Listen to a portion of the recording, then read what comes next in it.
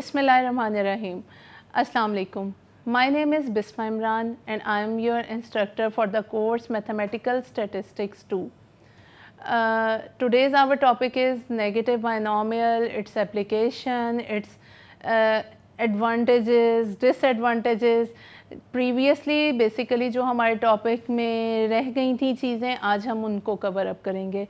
Previous lecture में मैंने आपको बताया था कि negative binomial distribution basically model करती है उस काउंट डाटा को मॉडल करती है तब तक जब तक हमारे पास डिज़ायर्ड सक्सेस ना आ जाए.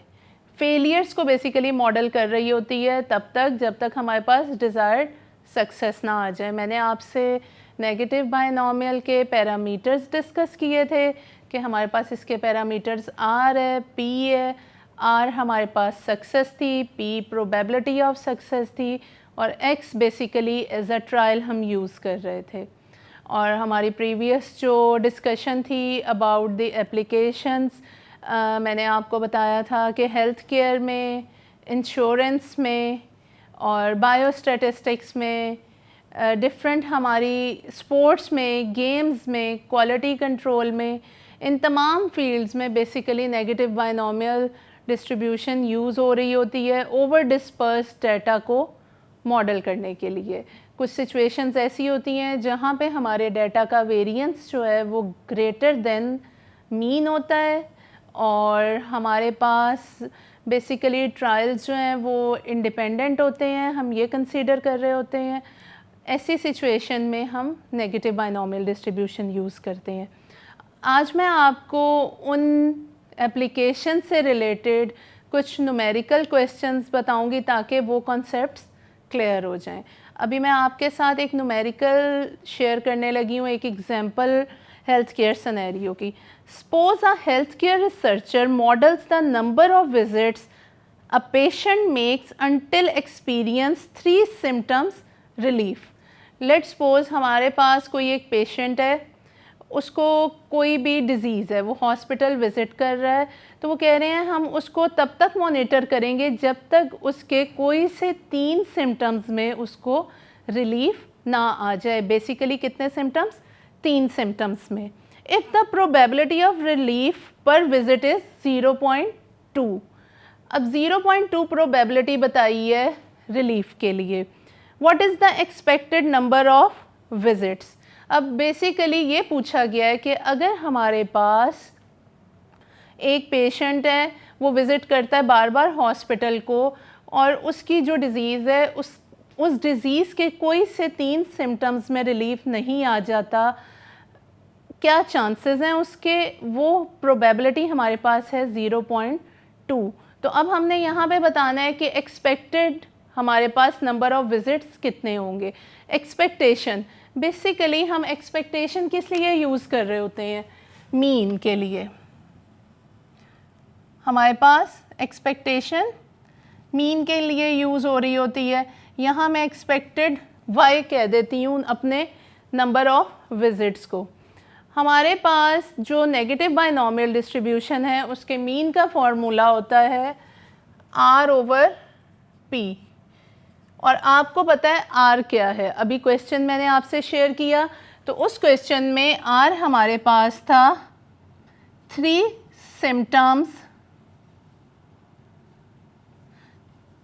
सिम्टम्स रिलीफ और P हमारे पास क्या है? Probability of relief. ठीक है. अब हमने यहाँ पे क्या करना है?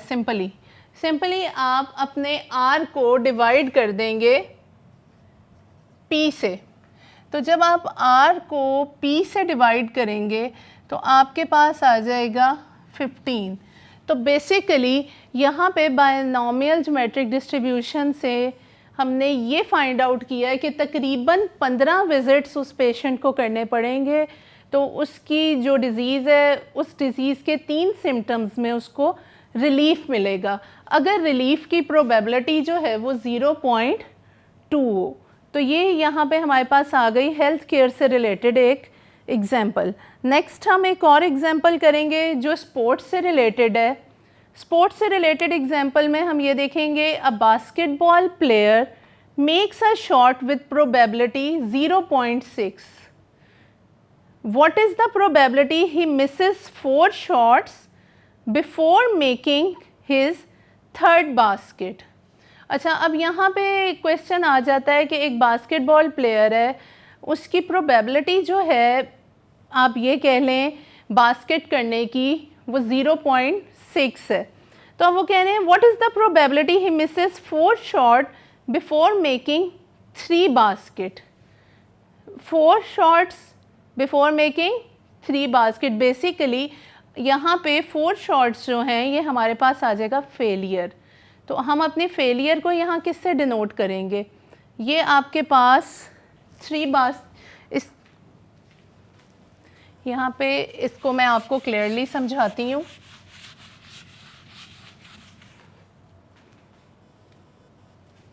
Probability of basket, probability of basket is 0.6। और नेक्स्ट हमारे पास क्या था, what is the probability he misses 4 shots। तो हमारे पास x आ जाएगा 4। बेसिकली x हमारे पास एज अ ट्रायल यूज़ हो रहा होता है, हम 4 ट्रायल्स करेंगे तब जाके उसकी 3rd बास्केट होगी, और R हमारे पास आ जाएगा 3। नाउ हमारा जो PMF था, probability mass function negative binomial distribution के लिए, वो हम यहाँ पे लिखेंगे,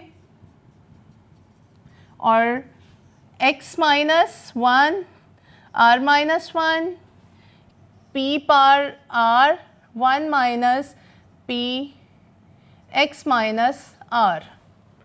अब x माइनस 1 जब हम लिखेंगे तो ये हो जाएगा 4 माइनस 1, R माइनस 1 हो जाएगा हमारे पास 3 माइनस 1, एंड P हमारे पास है 0.6, P की पावर R।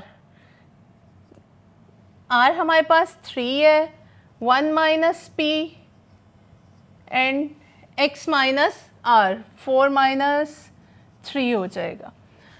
जब हम इसको सॉल्व करेंगे तो ये हमारे पास 3 combination 2, 0.6 power 3, 1 minus 0.6 is equal to 0.4 power 1। 3 combination 2 और 0.6 पावर 3 और 0.4 पावर 1, जब हम इसको सॉल्व करेंगे तो हमारे पास रिज़ल्ट आएगा 0.083। बेसिकली ये 0.083 हमें शो कर रहा है प्रोबेबिलिटी, नेगेटिव बायनॉमियल के थ्रू जो हमने फाइंड आउट की है प्रोबेबिलिटी 0.83 यहाँ पे हमें क्लियरली शो कर रहा है कि 8% चांसेस हैं कि 4th ट्रायल पे या फोर्थ टाइम जब वो प्लेयर खेलेगा तो उसकी 3rd बास्केट होगी। तो 0.083 हमें परसेंटेज बेसिकली शो कर रहा है यहाँ पे। अब ये हमारी 2 एग्जांपल्स हो गई, और 3rd एग्जांपल अब हम इंश्योरेंस से रिलेटेड एक करेंगे।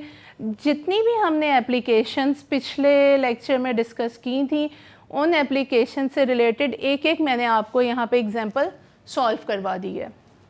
नेक्स्ट हम अब अपनी एग्जांपल करेंगे इंश्योरेंस से रिलेटेड, कि अगर हमारे पास an insurer expects average of 4 claims before a policy holder files a claim. Basically किसी पॉलिसी होल्डर के क्लेम फाइल करने से पहले इंश्योरर जो है वो एक्सपेक्ट कर रहा है कि 4 क्लेम पहले आएंगे with a claim probability of 0.25 per month. यहाँ पे प्रोबेबिलिटी हमारे पास कितनी आ गई है, 0.25, और क्लेम्स अभी जो डिस्कस किए हैं हमने 4 claims. What is the probability that policy holder will file exactly 5 claims before their first. यहाँ पे अब थोड़ा सा आप ये इस चीज़ को देखें, what is the probability that policy holder will file exactly 5 claims before their first. अब ये फर्स्ट क्लेम की जब बारी आ जाती है तो हमारे पास आर क्या हो जाता है, आर हो जाता है हमारे पास 1। जब हमारे पास आर 1 हो जाए तो आप अगर रिकॉल करें तो यहाँ पे आपके पास ज्योमेट्रिक डिस्ट्रीब्यूशन का कॉन्सेप्ट आ जाएगा। और ज्योमेट्रिक डिस्ट्रीब्यूशन में हमने क्या किया था, ज्योमेट्रिक डिस्ट्रीब्यूशन में जब हमारे पास आर हो जाता है तो हमारे पास फॉर्मूला चेंज हो जाता है। अब हमारा फॉर्मूला जो है वो बन जाएगा p of x is equal to 5 और फॉर एग्जैक्टली 5 क्लेम्स। अगर आपके एग्जैक्टली 5 क्लेम्स हों तो उसके लिए आपका क्या बन जाएगा ये, अब 1 minus p power x and p। 1 minus p हमारे पास आ जाएगा 0.25, x की पावर 5 एंड p की इज़ 0.25।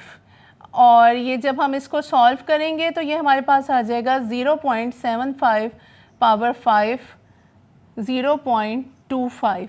अब सिंपली यहाँ पे हमने p, जब आपके पास r इक्वल टू 1 हो गया तो आपके पास ये बच जाएगा 1 माइनस p की पावर x इंटू p। हम इसको सॉल्व करेंगे तो हमारा रिज़ल्ट आएगा 0.0593। हमने इसको सॉल्व किया है और हमारा रिज़ल्ट है 0.0593। बेसिकली अब ये जो 0.0593 है ये हमें शो कर रहा है 5 और अप्रॉक्सीमेटली 6% चांसेस हैं कि एग्जैक्टली व्हाट हमने पूछा था, policy holder will file exactly 5 claims before their first. तो हम ये कह सकते हैं कि इसके चांसेस हमारे पास तकरीबन 6% हैं। तो यहाँ तक तो हमारी हो गई बहुत सारी एग्जांपल्स जो हम लोगों ने अभी तक पढ़ा था या जो एप्लीकेशंस हमने की थी। अब हम इसके थोड़े से एडवांटेजेस को डिस्कस करेंगे कि बेसिक इसके क्या एडवांटेज हैं। It effectively models over dispersed count data where variance exceeds the mean. ये वही बातें बार बार रिपीट हो रही हैं, लेकिन आप इसको अगर ऑर्गेनाइज्ड वे में देखें तो ये it effectively models the count data where variance exceeds the mean. ये इसका फर्स्ट एडवांटेज है जिसकी वजह से हम नेगेटिव बायनॉमियल को इतना वाइडली यूज़ करते हैं। It is flexible over Python distribution. अब आप कहेंगे फ्लेक्सिबल कैसे है, इसमें वेरिएबिलिटी सक्सेस, जो हमारी सक्सेस की प्रोबेबिलिटीज़ हैं इसमें वेरिएबिलिटीज़ भी आ जाएं तो वो बॉदर नहीं करती। It helps in better risk assessment. हम नेगेटिव बायनॉमियल डिस्ट्रीब्यूशन की मदद से रिस्क असेसमेंट बेटर कर सकते हैं और डिसीजन मेकिंग में भी ये हमें हेल्प आउट करता है। ये तो हो गए इसके बेसिक एडवांटेजेस। और डिसएडवांटेजेस क्या होंगे? डिसएडवांटेज जो इसका सबसे बड़ा है, इसकी लिमिटेशन है, नेगेटिव बायनॉमियल जो है वो इज्यूम कर रहा होता है कि ट्रायल्स जो हैं वो तमाम के तमाम इंडिपेंडेंट हैं। लेकिन अगर रियल लाइफ सिनेरियो में देखा जाए तो हमारे बहुत सारे एक्सपेरिमेंट्स ऐसे होते हैं जिसमें ट्रायल्स हमारे इंडिपेंडेंट नहीं होते। It require careful estimation of parameters. हमारे पैरामीटर्स की एस्टिमेशन जो है वो इंतहाई केयरफुली होनी चाहिए, अदरवाइज़ अगर हमारी एस्टिमेशन केयरफुली नहीं होगी तो हमारे पास मिसलीडिंग रिजल्ट्स आएंगे। In some cases models like zero inflated और हर्डर मॉडल्स में बी मोर अप्रोप्रिएट। अब बाज़ दफ़ा ऐसे होता है कि नेगेटिव बायनॉमियल जब नहीं सही वर्क कर रहा होता तो हम फिर दूसरे मॉडल्स को यूज़ करते हैं। कंक्लूजन यही है हमारे पास कि ये इस नेगेटिव बायनॉमियल की बहुत ही डाइवर्स एप्लीकेशंस हैं, हेल्थ केयर में, फाइनेंस में, ये चीज़ और मैन्युफैक्चरिंग, कस्टमर सर्विसेज में। इसकी ये नेगेटिव बायनॉमियल हमें बहुत सी रियल लाइफ प्रॉब्लम्स से डील करने में हेल्प आउट कर रही होती है, हमें चांसेस ऑफ अकरेंस बता रही होती है सक्सेस के। ये और डिसीजन मेकिंग में हेल्प आउट कर रही होती है। इन तमाम चीज़ों को अगर मद्देनज़र रखा जाए तो ये हमें पाइथन से ज़्यादा बेहतर रिज़ल्ट्स दे रही होती है। तो ये था हमारा नेगेटिव बायनॉमियल का टॉपिक, जिसको हमने ब्रीफली डिस्क्राइब किया। अब मैं ये उम्मीद करती हूँ कि इस टॉपिक को डिस्कस करने के बाद एटलीस्ट हम लोग इस काबिल हो जाएंगे कि जो हमारा ओवर डिस्पर्स डाटा है, काउंट डाटा है, उसको हम अच्छे से मॉडल कर लें इस डिस्ट्रीब्यूशन की हेल्प से। Thank you so much. अल्लाह हाफ़िज़।